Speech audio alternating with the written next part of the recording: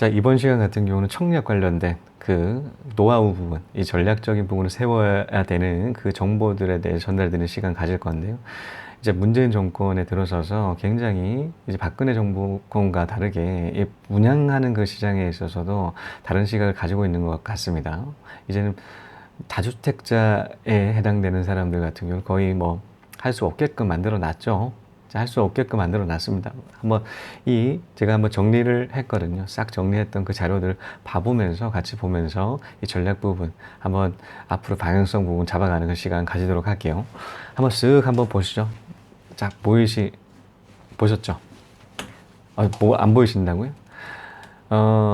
혹시나 다주택자들 그냥 보시지 않으셔도 된다. 안 보셔도 된다. 그냥 청약 기회는 없기 때문에 이 기회가 없어요. 다시 한번 봐보시죠.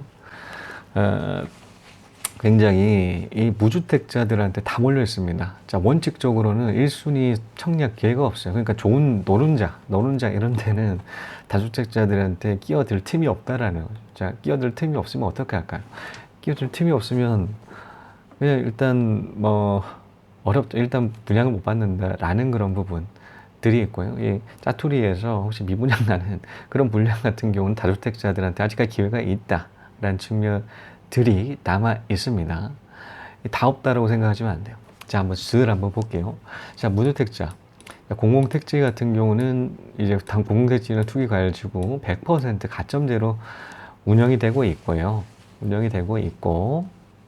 자, 1주택자 같은 경우는 집을 소유 시 32점이 까이고 갑니다. 32점이 까이고 가고 투기 가열지구도 마찬가지 32점. 그러니까 이 무주택자랑 1주택자 경쟁이 안 된다는, 경쟁을 할 수가 없다는, 그만큼 무주택자가 가점 부분에 있어서 월등하게 앞서 있는 상태에서 시작한다.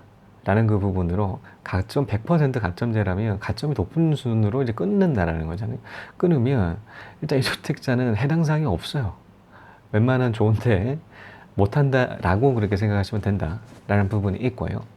자, 조정지역 같은 경우는 75% 가점제라는 그 부분이 좀 굉장히 75%면 확률적으로 25%가 1주택자, 다주택자한테 넘어가는 거 아닌가라는 생각을 하실 텐데 디테일 나머지를 보시면 그 나머지 25%도 100분의 75% 이상도 무주택자끼리 추첨을 해요. 추첨제인데 추첨제까지 더 들어간다고 하게 되면 무주택자의 퍼센테이지는 93.75%로 급등합니다. 자, 93.75%. 자, 1주택자 조금 짜투리 남아났어요. 이제 조정지역 같은 경우는 여기 6.2%라도 먹으라 해서 1주택자 조정지역 내에서는 추첨제가 6.25%. 굉장히 극소하죠. 미소한 그런 퍼센테이지가 있습니다. 자, 그리고 비규제 광역시 같은 경우도 이 비규제 지역 같은 경우도 이런 식으로 만들어놨네요. 40% 이하가 가점제예요. 40% 정도라고 보시면 되죠. 이하라고 하기에 40%가 포함이 되지 않겠습니까? 가점제, 무주택자들한테 가점제로 주겠다라는 그 부분이 60%는 그러면 1주택자도 해당 사항이 있지 않나? 라는 생각을 하실 텐데 60%도 마찬가지 60%의 100분의 70% 75%죠. 60% 75%가 무주택자끼리 추첨제, 가점제 플러스 추첨제, 투트라고 하는데 전부 다 무주택자들의 리그가 만들어진다라는 것이죠. 최대 85% 이상이 가점, 85%가 무주택자들한테 돌아간다라는 것이고요. 이 가점이 100% 가점제도 많고 가점이 많은데 가점에 해당되는 디테일한 정보들을 한번 봐보시죠. 자, 가점은 총 84점입니다. 84점에서 주택 청약 기간 부분이 17점이죠. 청약 그 저축 기간에 따라서 17점이 부여가 되고요. 무주택자 기간이 32점, 부양가족이 35점입니다. 35점. 이 부분을 염두를 해 두시고 가점이 높다 그러게 되면 계속적으로 트라이를 하셔야겠죠. 가점 굉장히 높인 상태에서 어떻게 높이는지에 대해서는 부양가족을 더 늘릴 수가 있으신 분들은 더 늘리시는 것도 괜찮을 것 같고요. 아무튼 이렇습니다. 자, 이 부분 같은 경우는 85m 제곱 이하에 해당되는 소형 아파트, 큰 완전 특대형은 아니죠. 중소형 아파트에 해당되는 그 분양을 했었을 때의 현황 부분에 대해서 봐보셨고요. 자, 그러면 85m 제곱 초과 부분이 있지 않겠습니까? 자, 이 부분까지 봐볼게요. 자, 무주택자.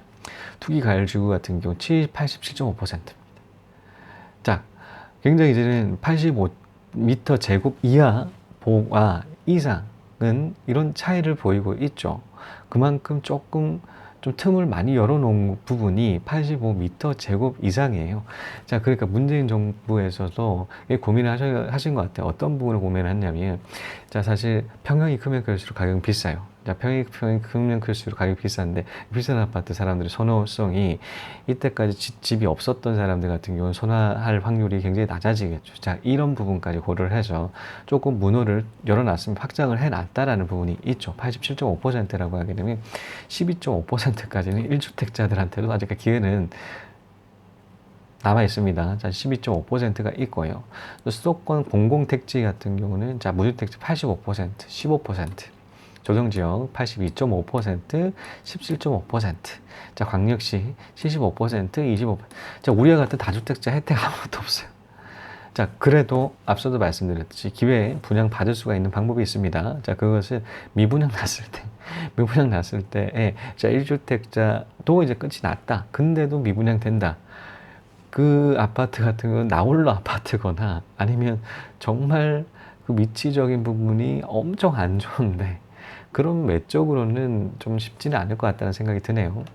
자, 그리고 이 대출이 또 중요하잖아요. 사실 참 우리가 대출 이 규제가 풀었던 게 이제는 박근혜 정부였었는데 이 조정지역 같은 경우는 딱 그게 설정이 돼 있죠. 조정지역 같은 경우는 대출 규모도 일반적인 비규제 지역보다 그 퍼센테이지가 더 작아요. 작다. 그러니까 이 투기 과열 지구 같은 거 해제를 해야 되죠. 투기 과열 지구를 설정했을 때가 김대중 정권에서 있었습니다. 2001년까지 주택시장이 얼어붙어 있었어요. IMF 이후에 4년 동안 얼어붙어 있었던 그 주택시장이 2002년 월드컵 전후로 해서 급등을 하기 시작을 하니까 투기 과열 지구를 설정을 했던 때가 김대중 정권에서였었습니다. 자, 그러다 보니까 묶여 있죠. 대출도 다 막혀 있고 대출을 못하다 보니까 투기 세율까지 좀 진입하기가 쉽지가 않았었는데 이를 해제를 했을 때가 이명박 정권이었어요. 이 딱 해제를 하고 자, 이명박 해제를 해서 박근혜에서 풀었죠. 대출 60%, 70%, LTV DTI 70% 높였습니다. 그러다 보니까 14년부터 빵 뛰었다. 어느 정도 흐름적인 부분이 보이시지 않겠습니까? 이 강남 집값을 잡기 위해서 여러 정권에서 많이 노력을 했었어요. 대부분 다 잡았는데 노무현 정권에서 못 잡았던 이유는 여러 번 말씀드리잖아요. 초창기여서 못 잡았어요. 이제 2002년에 올라갔던 그 집값을 잡기 위해서 2043년에 노무현 정권이 잡았을 때에 이 신규 2기 신도시를 황급하게 그렇게 설정을 했지만 이제 막 올라가는 집값 잡기에는 역부족이죠. 보통 일반적으로 집값 올라간다고 한 5년 정도로 올라가다 보니까 이 5년 기간의 초창기였어요. 그러다 보니까 희발이가 없는데 자, 이 측면들, 신도시 거의 대부분 다 집값들 잡았다는 측면들이 있죠. 자, 이런 측면. 대출 역시도 마찬가지로 중요하지 않겠습니까? 대출 부분에 대한 디테일한 정보들까지 정리를 했습니다. 자, 비규제 지역 같은 경우는 무주택자들 굉장히 혜택이 좋죠. 자, LTV DTI 70%, 아직까지 70% 준다라는 거예요.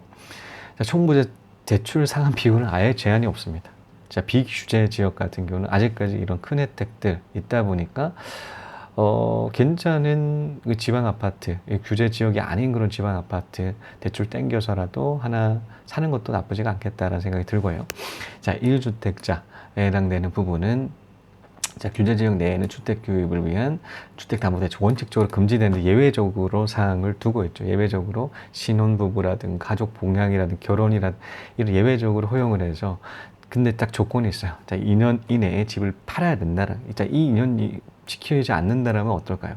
않는다라는 공급 해지하고 기존 주택 처분하겠다라는 조건을 달아놨습니다. 조건부로서 이제 허용을 한다라는 것이죠.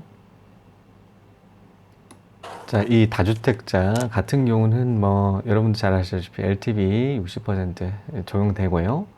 자, 조정지역이 자, LTV DTI 70%, 60% 자, 인정하고 60%, 50% 1주택자에 대해서는 자, 투기과열지구는 50에서 40, 무주택자는 50%이고 1주택자는 40%입니다. 그런데 여기에서 실거주 조건을 더 넣었어요. 자, 실거주였을 때는 자, 50% 투기 과열지구 그리고 조정지역 같은 경우는 70%까지 주는데 여기에서 실제로 살지 않고 투자용이다. 그러니까 자기 본인이 살기보다 다른 사람한테 전세를 준다거나 월세를 준다라고 한다라면 그 퍼센테이지는 낮아지겠죠. 자, 60%고 40%입니다. 자, 이런 측면들이 있습니다. 이 대출을 그냥 이 고정적으로 주는 게 아니라 거주에 따라서 낮인다라는 것이죠. 자, 이처럼 이런 다양한 그 청약 시장 부분에서는 언제든지 정권에 따라서 변경이 된다라는 부분이죠. 자, 이런 부분에 있어서 문재인 정권 같은 무주택자들한테 드디어 기회를 줬습니다. 사실 저는 주변에 본다고 하더라도 이 청약 때문에 투자를 하지 못하시는 분들이 굉장히 청약이 아킬레스건이라는 사실들을 많이 본 적이 있었어요. 왜냐하면 이 청약했던 그 기간, 무주택자 기간이 있잖아요. 그건 가점에 따라 달라진다라는 측면이 존재를 하다 보니까 그 기간을 주택을 혹시나 산다라고 하게 되면 다 날아가는 거예요. 이때까지 내공을 쌓아놨다고 생각했던 그 기간을 활용하고 싶다. 근데 그 활용을 하고자 한다고 하더라도 청약을 계속적으로 도전해야 되는데 그것도 좀 아니신 것 같더라고요. 그러니까 이런 측면. 이렇게 오랫동안 청약을 접수를 했던 그 부분을 기회를 살리고자 투자 안 하시는 분들이 굉장히 많으셨거든요. 이번에는 좀 하셨으면 좋겠다라는 생각이 들어요. 이번이 최적의 기회다. 굉장히 이제는 잘 참아오셨잖아요. 굉장히 이제 혜택들 많기 때문에 이를 활용을 안 하신다라고 하게 되면 사실 그냥 하시면 좋을 것 같아요. 이제 이번 기회 같은 경우는 굉장히 좋잖아요. 이때까지 무주택 기간 굉장히 길어요. 완전 풀로 찼을 거란 말이에요. 17점에 해당 청약 기간에 따라서 17점의 가점을 주는데 이 17점 만점 받고 간다라고 다른 사람에 비해서 좀 높은 위치에서 출발한다라는 측면이 있기 때문에 이 이제는 좀 경제에 몰린다는 그 지역 같은 경우도 적극적으로 청약 투자를 하셔가지고 이번에는 청약 잡으셨으면 좋겠어요. 로또 한번 당첨. 서울 지역 같은 경우는 로또잖아요. 중심 같은 경우는 사실 더 이상 중심지에서는 집이 지어질 데가 없죠. 그러다 보니까 재건축 재개발밖에 안 된다. 근데 이제는 그 아파트 지어줄 수 있는 그런 땅들이 아파트 같은 대규모로 필요한 만큼 지어질 수 있는 땅이 없다 보니 희소성을 갖춘다라는 측면에서 앞으로도 지금 집값이 어떻게 하락세로 치닫고 있는 모양새이긴 하긴 하지만 강남 같은 그런 지역 같은 경우는 그렇게 크게 하락적인 부분보다도 앞으로도 꾸준하게 올라갈 확률이 높다. 그러니까 지금 규제책이 풀어져 가지고 이제 조정은 어느 정도 되겠지만 앞으로의 미래적인 방향성 부분은 굉장히 긍정적인 부분이 있죠. 왜냐하면 희소성의 가치를 대입해 본다고 하더라도 그 중심지에 대한 메리트는 언제든지 존재를 하기 때문입니다. 도전 안 하는 사람은 성공도 없고 실패도 없어요. 그런데 궁극적으로 실패하게 돼 있어요. 서서히 침몰하는 거지 서서히 실패하는 것이지 궁극적으로는 실패하게 돼 있어요. 그런 성공의 확률을 높이기 위해서는 자꾸 또 더 많은 일을 해봐야 되고 많은 일을 해보려고 하면 열정을 가져야 되는 것이죠. 자, 이것으로 2017년 청약의 변화 부분에 대한 그 브리핑 전달드리는 시간 가졌습니다. 시청해 주신 여러분 감사합니다. 다음 시간에 또 뵙겠습니다.